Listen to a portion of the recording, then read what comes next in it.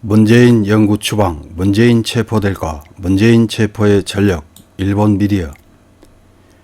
우리나라 정치, 경제, 사회 등등의 문제에 현미경을 들이대고 세세하게 보도하는 일본 언론에서는 새 당선자의 청와대 입주 거부 문제를 거의 다루지 않고 있습니다.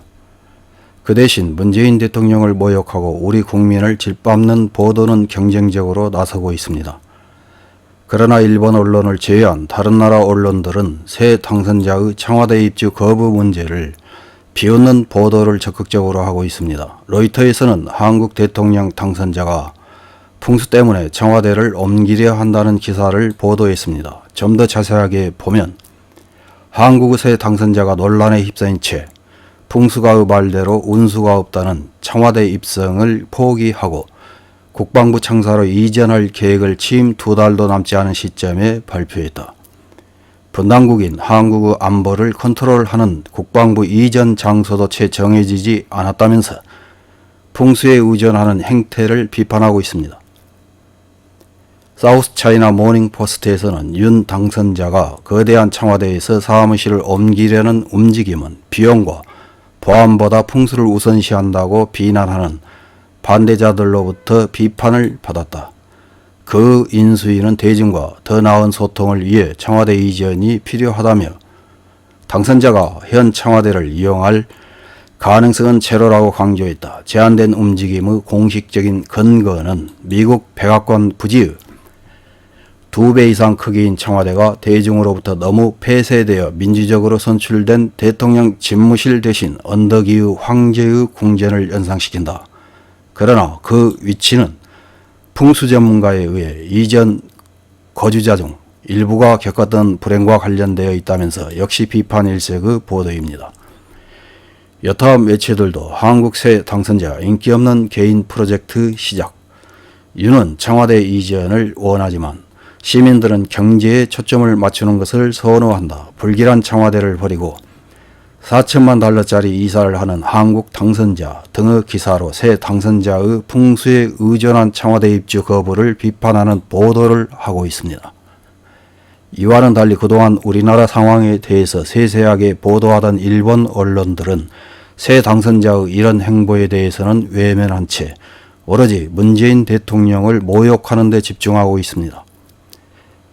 관련 기사들을 보면 문재인은 영구 추방, 한국 중추에서 지금 문재인 대논쟁이 불붙는 이유, 한국에서 정권교체, 문재인은 체포될까, 본인은 14억 원의 호화저택에서의 은거를 표명, 한국 윤새 대통령 문재인 씨 체포의 전력, 야당 의원의 본보기 검거도 등등 악의적이고 수준 낮은 제목의 기사들로 넘쳐납니다. 기사를 보면 최악이었던 5년간 문재인은 30명 이상의 장관을 국회의 동의 없이 임명해 행정기관을 좌지우지했다. 자신의 정치 신조에 가까운 김명수 씨를 대법원장에 임명했고 김명수 씨는 정권의 호의적인 재판관을 요직에 기용했다. 공수처를 설립하고 검찰 인사를 통해 정부 여당이 하라는 대로 하는 검찰기구로 계약해 버렸다. 그 결과 대장동 토지개발 의혹 등 민주당 간부가 얽힌 의혹에 대해서는 수사가 지지부진하다. 한국에서는 대통령 임기 후 본인이나 친족이 수감되는 경우가 끊이지 않는다. 문 씨는 국민의 기억에서 잊혀지고 싶다며 부산 근교의 호화저택에서의 은거를 표명하고 있다. 여기는 농업 종사자밖에 살 수 없는 농지. 문 씨는 지금까지 벼농사를 해왔다는 주장을 전개해 약 14억 원으로 구입했지만 이 문제가 다시 불거질 것은 필연적이다. 문 씨는 전직 대통령 사저의 경비원을 30명 이상 지원하는 것도 결정.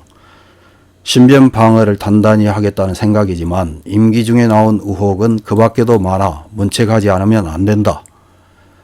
중앙일보와의 인터뷰에서 대통령에 취임한다면 문정권에 대한 수사를 하느냐는 질문을 받은 윤 씨는 당연히 수사를 한다. 대통령은 관여하지 않고 수사기관의 시스템에 의해 한다는 악의적인 기사 일색입니다. 이렇게 최근 우리나라 정치 상황에 대한 보도는 서양 언론과 일본 언론이 서로 바라보는 방향이 다르다는 것을 확인할 수 있습니다. 문 대통령을 모욕하는 일본 매체들의 기사에 혐한 네티즌들은 어떤 댓글을 달았는지 몇 개 확인해보고 마치겠습니다. 첫 번째 댓글입니다. 유감스럽게도 체포는 시간 문제라고 다른 야후 뉴스에서 봤다. 이분도 예외 없이 수많은 법에 저촉되는 것과 도덕에 어긋나는 것을 대통령 시절에 해왔다고 적혀 있었다. 분명히 예외 없이 담 안으로 들어갈 것 같다.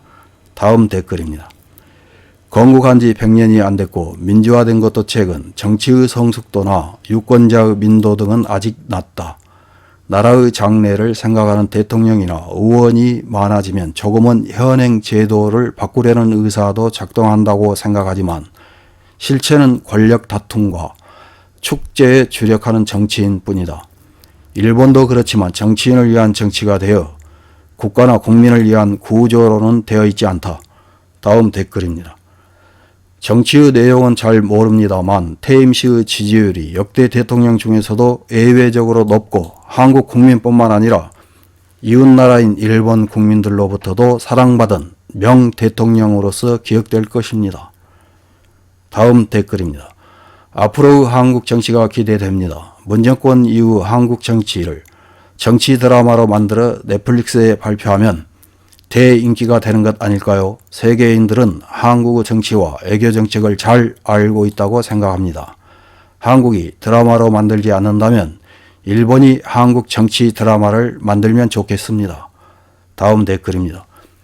일본이 한국과 같은 시스템으로 아베가 대통령이었다면 확실히 푸틴과 같은 장기 독재 정권을 확립했을 것이다.